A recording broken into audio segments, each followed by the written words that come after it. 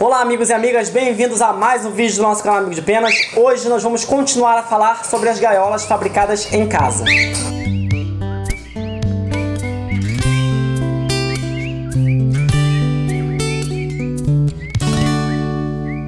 No primeiro vídeo de gaiolas fabricadas em casa, acabou que eu não mostrei as gaiolas prontas no final, porque as gaiolas não estavam prontas, eu só mostrei no vídeo seguinte, na semana seguinte. Algumas pessoas acabaram perdendo esse vídeo, ficou meio desconexo, surgiram muitas dúvidas, então eu trouxe esse vídeo para poder ajudar a sanar as dúvidas que ficaram no primeiro vídeo, e aí eu vou linkar esse ao outro, tá? No final do outro vídeo, quem assistiu o outro vídeo já vai ser direcionado para esse aqui automaticamente, tá?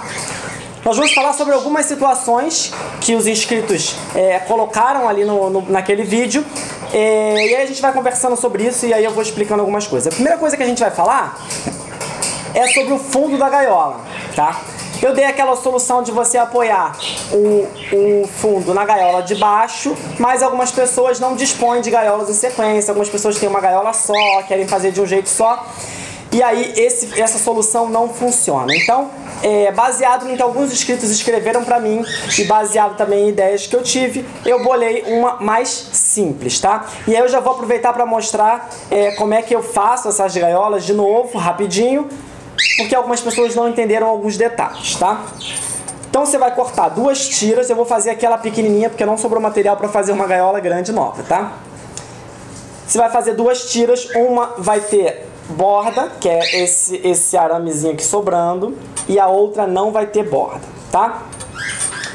Você vai dobrar aí na medida que você calculou, de acordo com o vídeo anterior, tá? Não vou falar sobre essas medidas de novo aqui. E aí você vai deixar, nessa tira aqui que não tem os pinos, você vai deixar 2 quadrados a mais sobrando para cada lado, independente do tamanho da gaiola, tá? Eu vou fazer a gaiola aqui pequenininha, mas vocês vão entender numa gaiola grande quando vocês fizerem aí.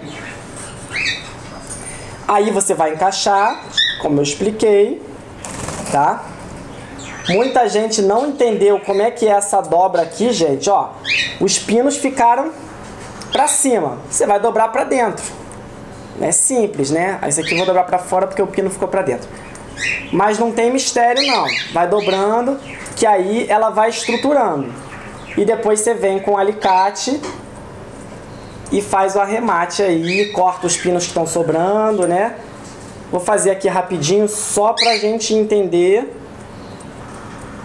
como é que é. Não vou deixar sem acabamento, vou deixar sem nada, tá? Porque o que importa não é essa dobra, porque eu já expliquei no outro vídeo. O que importa é a parte de baixo. Tá, digamos que você dobrou tudo e sobraram 2 fileiras para cada lado aqui. Ficou desse jeito aqui então, tá? E aí o que você vai fazer?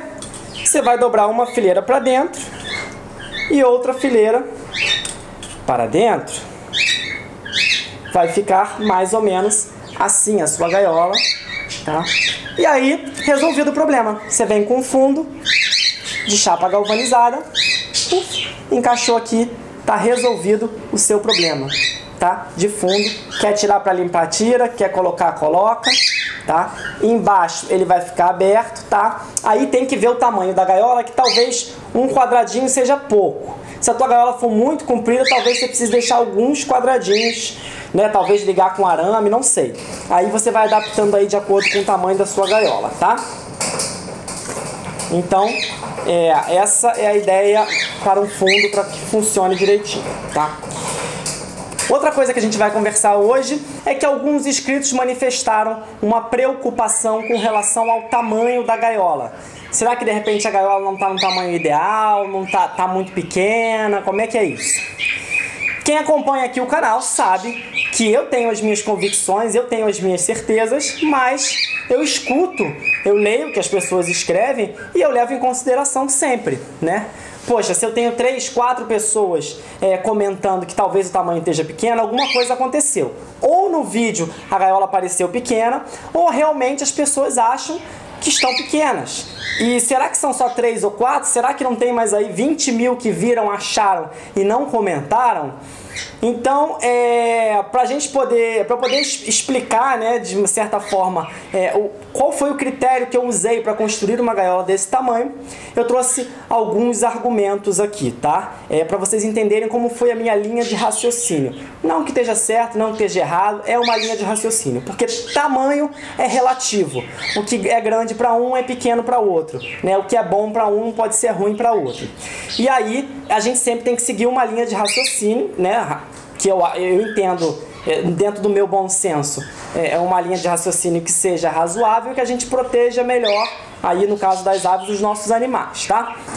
Primeiro critério que eu utilizei para definir este tamanho de gaiola foi as gaiolas que existem no mercado, tá? Então, primeira coisa que eu fiz, vamos lá. Para quem acha essa gaiola pequena, essa é uma gaiola que é vendida no mercado. Olha o tamanho, né? A gente nem considera isso aqui porque a ave não usa, né? Mas olha a diferença de largura entre uma gaiola e outra. Essa daqui é quase 3 vezes maior. E de comprimento eu vou dizer que ela tem 2 quadrados a mais, tá? Acontece que essa gaiola aqui tem mais de 2 vezes o volume dessa daqui, que é uma gaiola que vende no mercado, tá? E se a gaiola vende no mercado, é porque algum fabricante fez porque achou um tamanho razoável, sei lá quem foi que aprovou. A loja vende porque achou de um tamanho razoável, sei lá quem aprovou, mas em algum momento teve algum consenso que alguém definiu que essa era uma gaiola razoável para a calopsita, tá? Eu acho pequena, tá? Mas também é uma questão de opinião minha. Pode ser que para você seja pequena, pode ser que não seja. Como eu achei essa gaiola pequena, eu pensei, bom, essa gaiola é pequena, mas por que ela é pequena? Principalmente por causa da largura dela. A ave não consegue abrir as asas e o puleiro nessa gaiola fica nessa direção. Então a ave não consegue bater as asas para se exercitar caso ela queira dentro dessa gaiola. Então a primeira coisa que eu fiz foi, bom, eu tenho que no mínimo dobrar essa largura, né?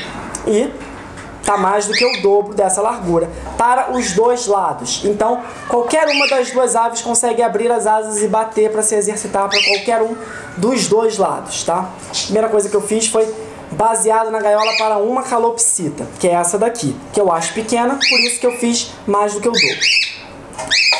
Segundo critério, para poder definir o tamanho da gaiola, eu falei, beleza, eu tenho uma gaiola que é 2 vezes o tamanho de uma gaiola para uma calopsita. Mas será que ainda não está pequena? Então vamos ver o seguinte, vamos comparar com uma gaiola criadeira que vende no mercado. E aí, eu fiz essa pecinha aqui para vocês, gente. Essa é uma gaiola criadeira que vende no mercado. Esse é o tamanho de uma gaiola criadeira do mercado. Deixa eu aumentar aqui para ficar mais fácil de visualização. O que dá 3 quadrados a mais, tá? Aí você se pergunta, será que 3 quadrados a mais faz diferença no período de reprodução para as aves ou não? É claro que quanto mais espaço, melhor. Mas mais uma vez eu digo, a gente tem que adaptar ao espaço que a gente tem. O espaço que eu tenho não cabia 3 quadrados a mais por gaiola. Ah, Felipe, então de repente deveria diminuir o tamanho de casais. Não, porque para mim essa gaiola tem um tamanho suficiente para comportar 2 aves em período de reprodução, tá? Onde uma ave vai passar toda a choca dentro do ninho, como vocês podem ver nesses casais aqui que eu estou mostrando agora, e a outra ave vai ficar fora. Isso quando as 2 aves não ficam dentro do ninho, tá? Algumas pessoas até comentaram, a ave não consegue se exercitar. As minhas aves não se exercitam em período de reprodução, tá? Ah, mas ela pode querer fazer algum exercício. Beleza, elas têm espaço para bater as asas dentro dessa gaiola confortavelmente, tá? Elas escalam, elas passeiam de um lado para o outro, tá? Terceiro ponto que foi avaliado, o comportamento das aves, né? Levei em consideração, falei, será que não está pequeno?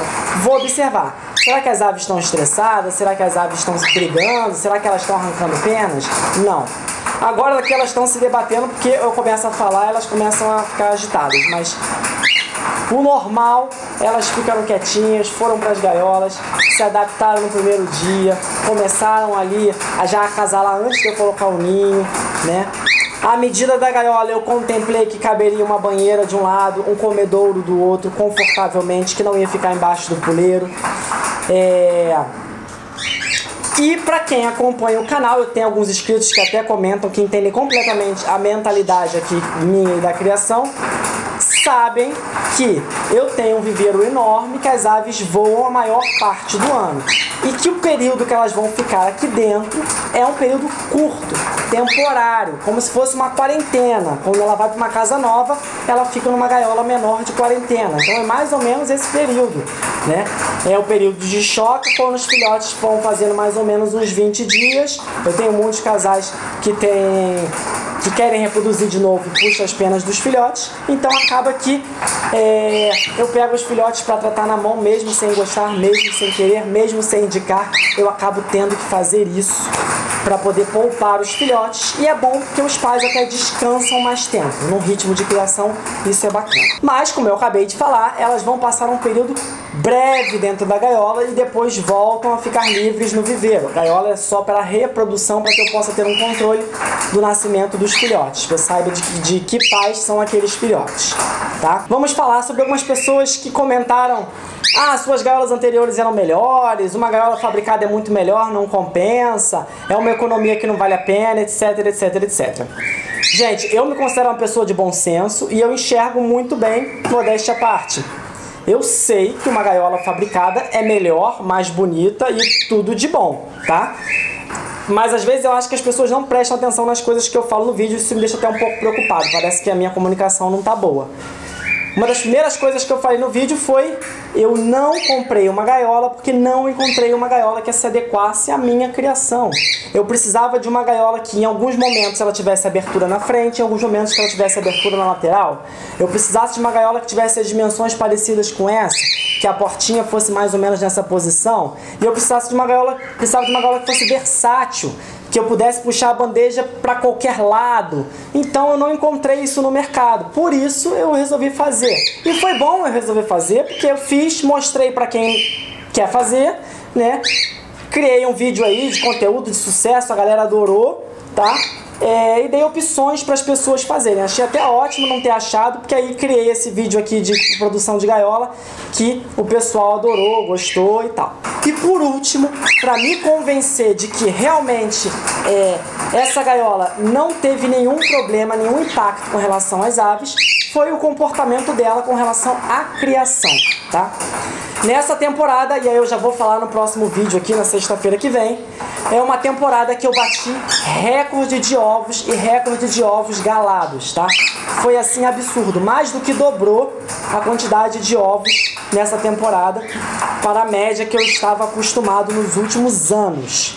Então, esse para mim é uma evidência de que as aves não estão desconfortáveis, não estão estressadas e não estão incomodadas com esse tamanho de gaiola e nem com o estilo de criação de sair do viveiro para reproduzir uma gaiola e voltar para o viveiro, tá?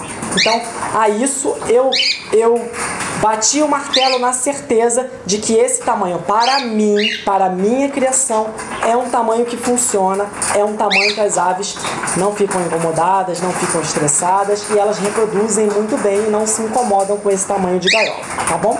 E aí cabe a você avaliar, né, como eu sempre falo, o tamanho tá ideal, não tá, pelo espaço que você tem, pelas aves que você tem, conhecendo os animais que você tem e pelo tipo de criação que você quer fazer.